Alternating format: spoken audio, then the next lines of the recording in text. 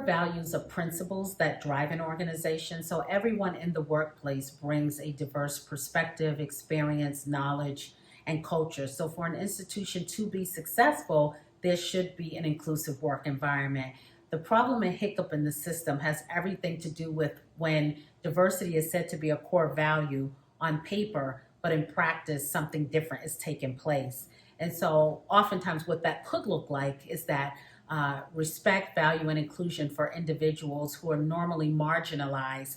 Uh, they are never noted for their leadership qualities and their potential. It just never happens, it's never tapped into.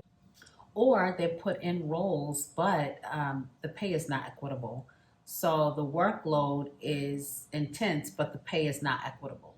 So, in order for diversity to be a true core value, there needs to be a system of accountability in place. And it's not accountability to hurt or trap management, it's accountability in assessing whether the system is actually holding up to the promise of what it said it would do.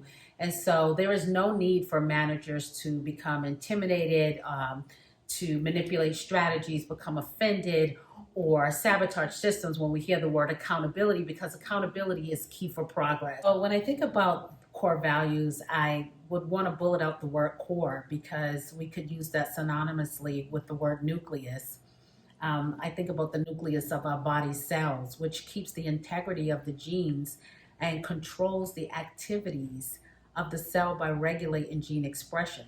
So even our very cells have an accountability system that works in unison to express what it is programmed and committed to do. And when that's not done, then we have a problem. We have gene mutation.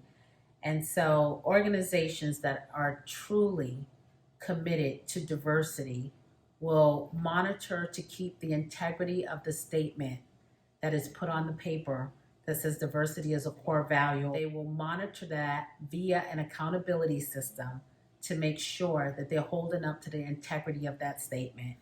What we don't want to do is to reinvent the pain associated with the movement, the trend that took place after we noted the horrific death of George Floyd and others. And the big question was asked, what can we do? And there was this large allyship. My hope is that that trend is not evaporating into thin air. So, my mother has this saying, it's a sage saying, it's been around for years, but I heard her say it. And I said, what does that mean? And she broke it down to me. And it said, love is blind, but the neighbors are not. And I thought about it. I was like, we may love what we put on paper. It may look good. It may sound good. But the people know whether or not we're carrying that out in practice. And so what we want to do is, if we're from a privileged background, now privilege doesn't always mean we're financially well off. We can have privilege in terms of opportunities and advancement. If we have those privileges, we want to leave a legacy. We want to contribute to positive change. We want to leave a legacy where we're making an impactful positive change for people who would not have an opportunity had we not put our hand into it. And so let's look at whether or not diversity is truly a core value in our departments and in our institutions, in our systems. And let's start making changes.